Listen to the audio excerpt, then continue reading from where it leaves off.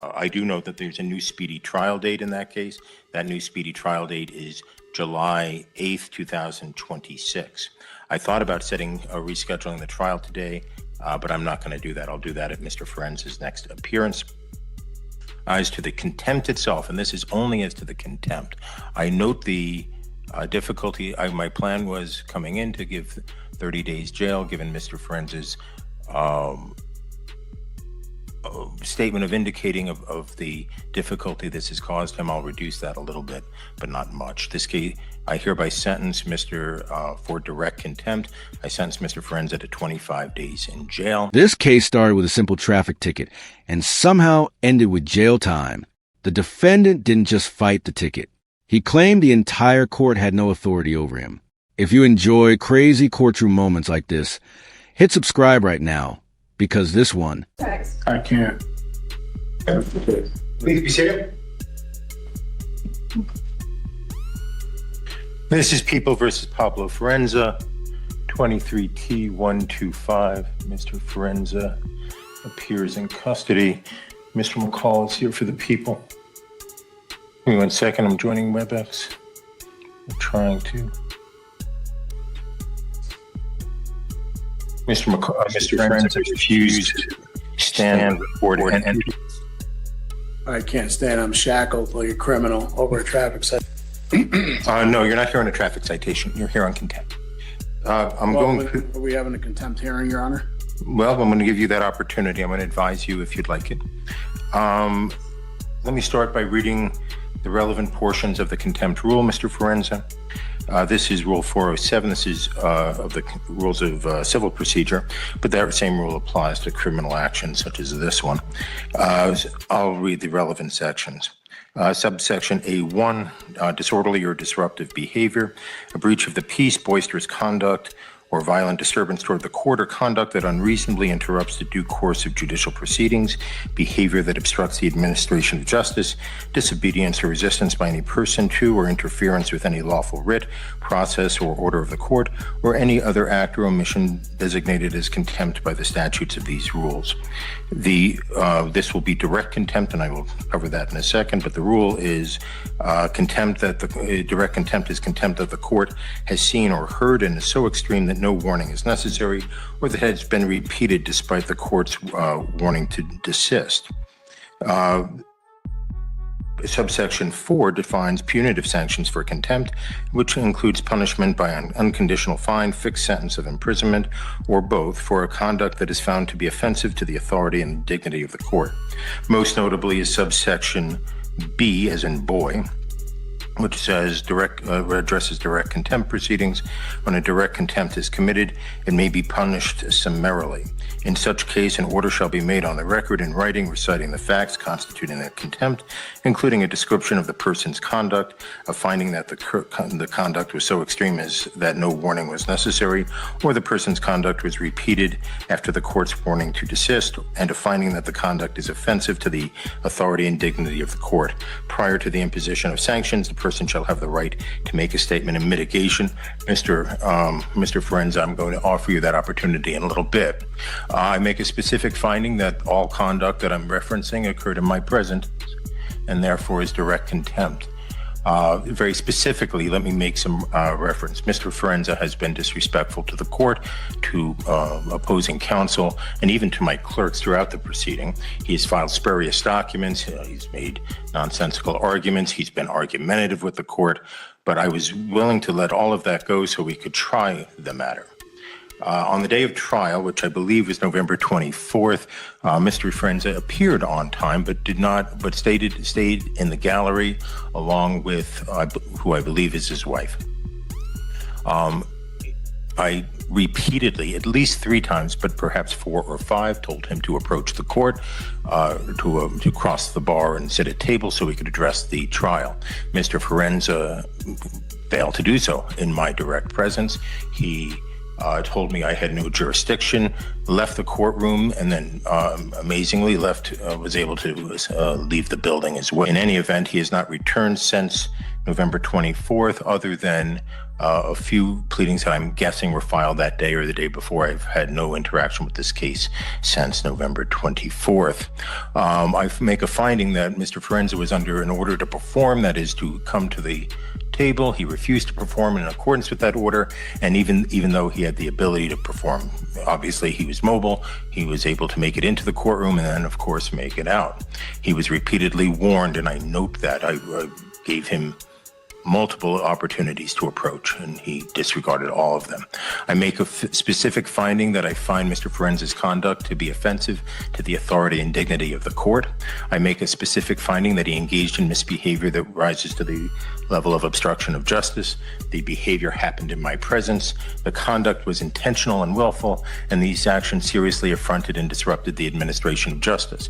In that regard, I will note that I went and met with the 30 or so jurors who had appeared for the trial, that Mr. Forenza simply blew off. I had to explain why that happened, and I had to waste all of their time. I also wasted the time of the witnesses. Mr. Forenza, I didn't waste anybody. Mr. Forenza also wasted the time not only of the jurors, but of the witnesses, counsel, the court, and everyone else. The court finds him in direct contempt. I made a similar record on the morning of trial, but Mr. Forenza had bolted from the courtroom, and therefore I find he was not advised at that time, so at least not in any significant way, and I hereby advise him. I am considering a jail term for the contempt unrelated to the underlying charges, Mr. Forenza. I'm going to offer you some opportunities of how you want to proceed. First, if you wish, you can make the statement of mitigation right now, if you wish to. If you do not wish to, if you wish to consult with counsel, I will give you time to hire your own counsel, but you will remain in custody during the interim. I would even be open to the appointment of counsel if you believe you are indigent. In fact, I would appoint counsel if you were indigent. How would you like to proceed? And if you'd like a few moments to think about that, I'm fine with that. Is that the only option is how I like to proceed, or can I make a statement? Right, so I'm offering you option one and options 2 and 2A. 2A and 2B. Option 1 is you can make your statement of mitigation right now, right? And without counsel, the only person in the room other than court staff and the deputy is Mr. McCall. We are live streaming. You can make that. If you'd prefer, you can contact an attorney, and I will set this over for a time where you can make the argument through an attorney. Or appoint, that's 2A. And then 2B, if you believe you're indigent, I will appoint counsel. Could you explain indigent? I'm sorry. You meet the guidelines, you're in custody, and so I can appoint alternate defense counsel to represent you in the contempt proceeding if you are indigent. The actual language is in Supreme Court guidance, which says Colorado, I'll just read it to you. Colorado Rules of Civil Procedure 107 and 407 provide for the appointment of counsel to an indigent person cited for contempt where a jail sentence is contemplated. I am contemplating a jail sentence, Mr. Forenza. If the court appoints private counsel to prosecute a contempt action, which is not applicable here, or to represent an indigent party for contempt charges, that is relevant here, the judicial department will pay for counsel, as there is no statutory authority for the public defender or alternate defense counsel to represent clients for the sole purpose of contempt. But to qualify, you would have to be indigent, which means you would fit below the guidelines for public defender representation. If you wish, I can print those guidelines out for you.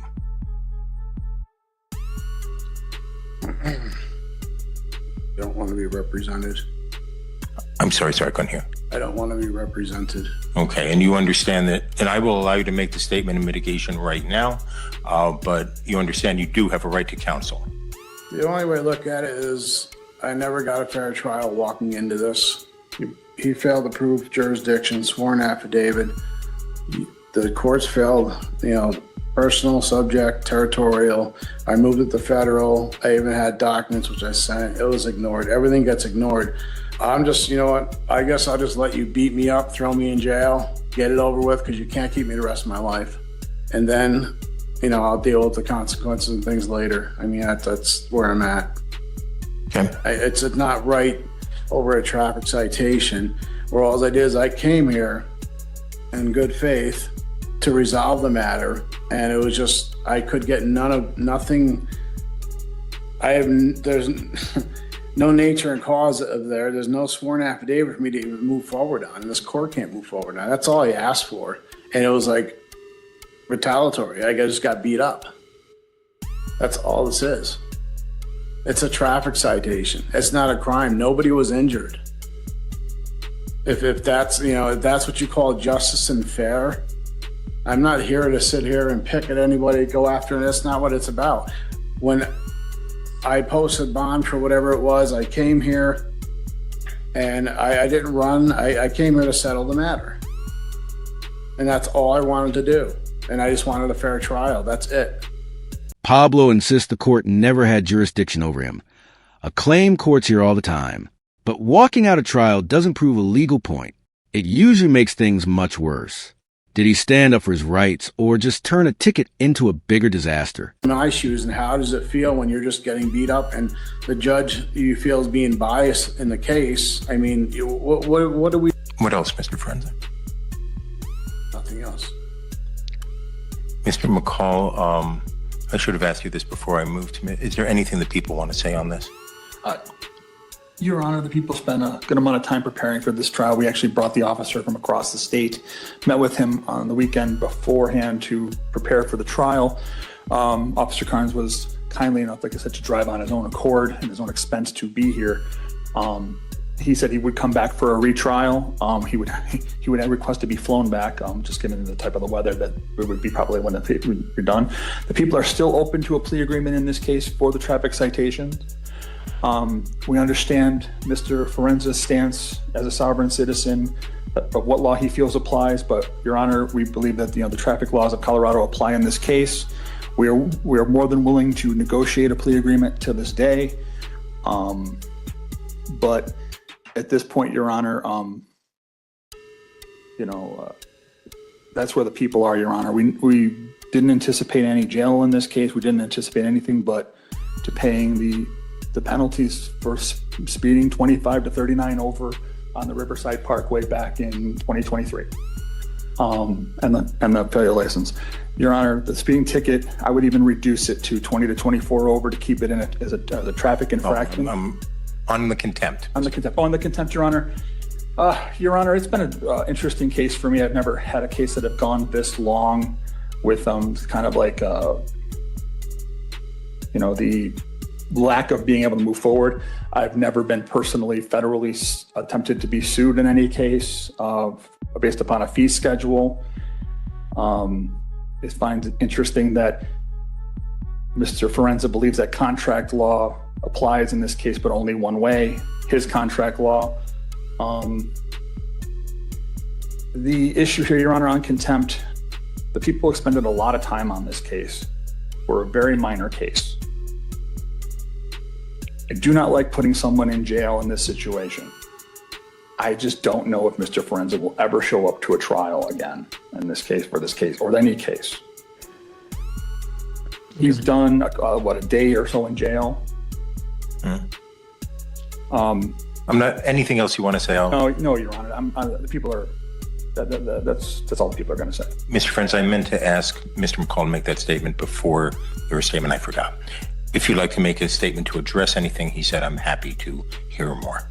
Yes, I mean, I'm just objecting. I did, like I said, I came in good faith to settle the matter, and I tried. So it's not like I'm gonna skip town to that. That's not what it was, because if I did that, I would skip town. Now, I didn't do that. I came here to put the court on notice, let them know I was in federal jurisdiction. That's what I did, and I stood my ground for that. I have rights, and it's not about my contract. That's not what it is. And him for saying it's contract, and that makes it a commercial matter. So I'm here to settle the matter, set off and discharge. And as a secured party creditor, I have a right to do that. an attorney, in fact, representing the estate. So I would like to do that. Let's settle the matter. Let's just wash. I'll give you an opportunity to resolve the matter, but we're talking about the contempt right now. I view the contempt as your direct and unequivocal disregard of the court's order. What would you like to say in mitigation of that? Your Honor, it's not. Like I said before, it has nothing to do with that. I wanted to settle the matter, and I feel like I'm running in circles, nowhere to turn, but who do I have to turn to? I'm trying to get this resolved, coming into court and hoping in good faith that you do the right thing, and it just didn't seem like it was going that way. I've never gotten any response to anything I've ever submitted, and that's what makes it hard. So how do you react to that? I mean, what do you do? Me, my situation, I'm scared. Okay, well, I have, torture cuffs and sitting here over a traffic citation. Missed my daughter's birthday yesterday. Anything else, Mr. No. Prince? Okay. Court finds the underlying offense can be resolved. As Mr. McCall points out, these cases are frequently resolved on the first appearance for a fine and be done. I find that Mr. Friends, I don't know about negotiations. That's not my area. But I find he has not litigated this in good faith. I find that he absolutely and unequivocally disregarded a repeated order of the court to come to the table on the morning of his trial. The remedy Mr. Forenza had would be to have the people try to prove their case beyond a reasonable doubt. He absolutely positively refused the court's order, despite repeated statements. It follows up a long history of disrespect from Mr. Forenza towards the court, and more specifically, the entire judicial system. I find there to be no good faith by Mr. Forenza. I am not addressing the underlying case. I do note that there's a new speedy trial date in that case. That new speedy trial date is July 8th, 2026. I thought about rescheduling the trial today, but I'm not going to do that. I'll do that at Mr. Forenza's next appearance. As to the contempt itself, and this is only as to the contempt, I note the difficulty. My plan was coming in to give 30 days jail, given Mr. Forenza's statement of indicating of the difficulty this has caused him. I'll reduce that a little bit, but not much. This case, I hereby sentence Mr. For direct contempt. I sentence Mr. Forenza to 25 days in jail. Furthermore, I set this matter for hearing on my next in custody docket I'll put him, though it's going to be a busy day, it doesn't make a lot of difference. Today's the 8th. Yeah, I want to set him in the next round. I'll set him on the Friday, January 23rd, 1 o'clock in the afternoon. Your Honor, we'll set trial at that time. Obligations and things I have to take care of. Can I post bail? I will be here. So noted. I've sentenced you on the contempt, Mr. Forenza. The next issue will be when I see you next time on the 23rd, right, is whether I should release you in custody on bond after the contempt sentence is over. There is a presumption that that you get a personal recognizance bond on a case like this for the underlying case, but that is overcome. And let me read you the language, because this is what you will have to address. I would recommend that you consider counsel. I have recommended that before. You have disregarded me, and that is in so many other things. The specific provision that is of concern to me, again, there's a presumptive personal recognizance bond. The arrested person has no ties to the jurisdiction of the court, reasonably sufficient to assure his or her appearance, and there's a substantial likelihood that he or she will fail to appear for trial if released upon his own personal recognizance.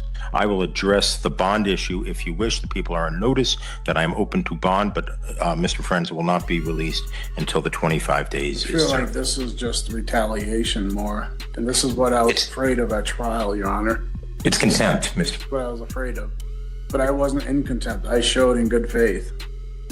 I didn't disrespect. I spoke the bare minimum just about jurisdiction.